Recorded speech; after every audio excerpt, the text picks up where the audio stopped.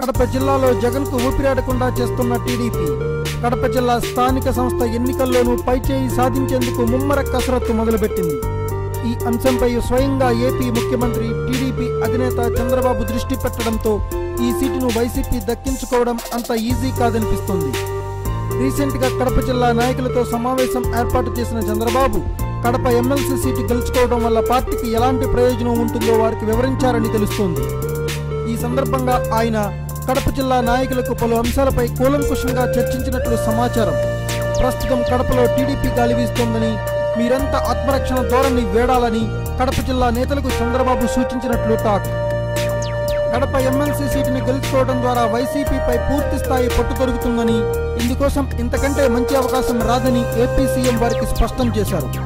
కడప జిల్లాలో పార్టీకి సీట్లు రావనే ఉద్దేశంతో కొందరు వైసీపీకి కోవర్టులుగా వ్యవహరిస్తున్నారని, అలాంటి వారు ఎక్కడైనా తమ తీరు మార్చుకోవాలని ఒకరిద్దరు నాయకులను ఉద్దేశించి టీడీపీ అధినేత వ్యాఖ్యానించినట్లు వార్తలు వినిపిస్తున్నాయి.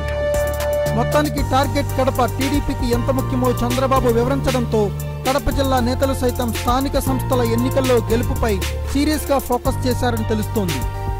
Thanks for watching. Please subscribe our channel.